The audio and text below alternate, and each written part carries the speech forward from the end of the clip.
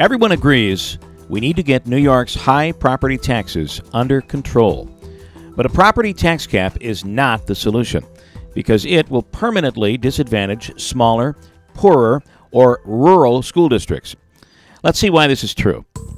The gap between the wealthiest and poorest school districts is greater in New York State than in any other state in the nation.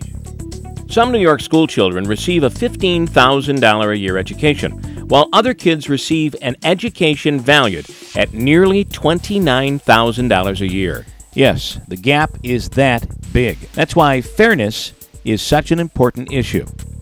The difference is between wealthy school districts and poor school districts.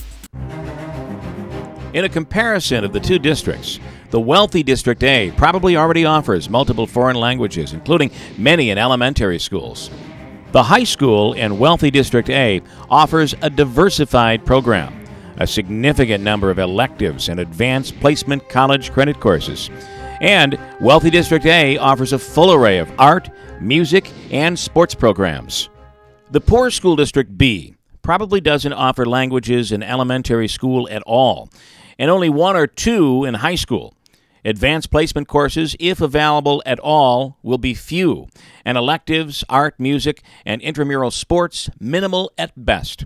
Furthermore, many students have to compete to use school computers because they're not likely to have a laptop with high-speed internet access waiting for them at home. In fact, there may not even be enough textbooks in some classrooms for every child to have one for homework. Now, if we had a school property tax cap, here is what would happen. Let's compare two different school districts. Each has an annual budget of $20 million. By comparison, School District A is very wealthy.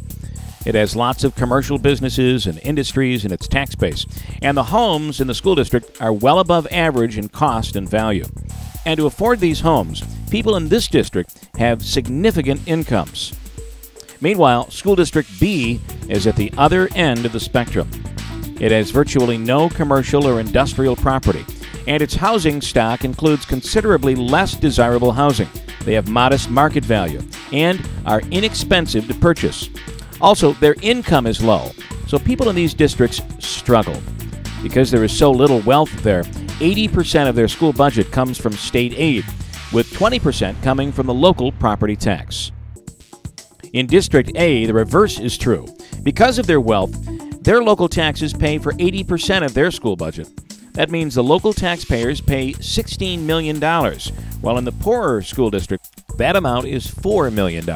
Moreover, the $4 million of local tax money raised by the residents of the poor school district requires a local tax rate that is 25% higher than that of the wealthy school district. Simply, poor school districts have less income and property value to support their schools, so their tax rates tend to be higher.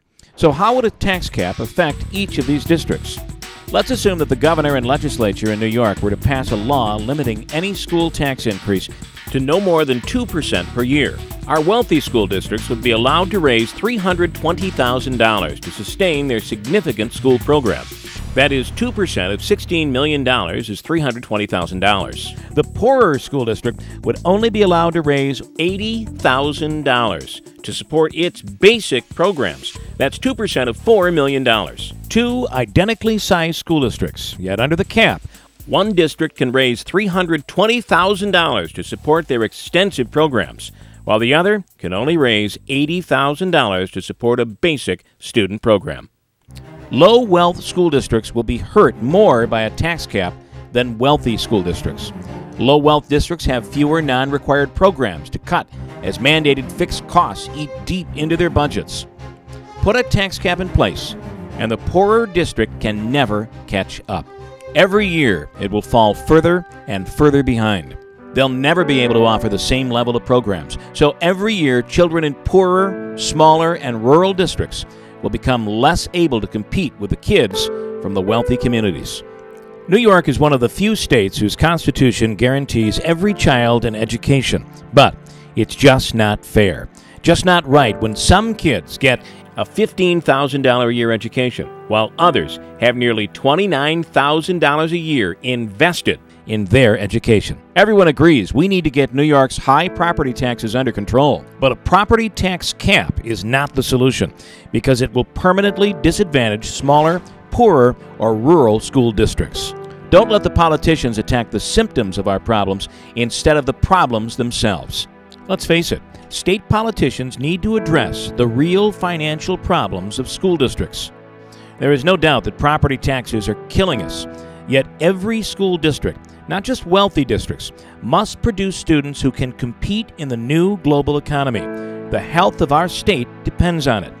Our suggestions? First, ensure the fair and equitable distribution of state aid to school districts based on income and property wealth to determine the ability of residents to support their schools. The political habit of sending more state aid to wealthy school districts only squanders valuable state money and withholds support for poorer districts. There is only so much state aid to spread around, and the distribution of that aid must be based on need. Second, politicians must pass laws that eliminate or reduce high-cost mandates for school districts. The mandate relief chosen must not be just time savers. Real mandate cost savings must be easily verifiable, as they provide genuine and acceptable ways to significantly reduce and streamline school district costs. Third, current legal barriers have resulted in a reduction of local flexibility and staggering school district operating costs. Politicians must address the reasons for the inflexible expenses school districts face that cause their budgets to escalate. Local school officials on their own cannot contain them. All of these suggestions require politicians to make real and meaningful changes to the state aid formula and reductions to the punishing operating costs of school districts, particularly for those with taxpayers less able to pay school taxes. In New York, a tax cap won't solve our tax problems. It will only make unfair forever.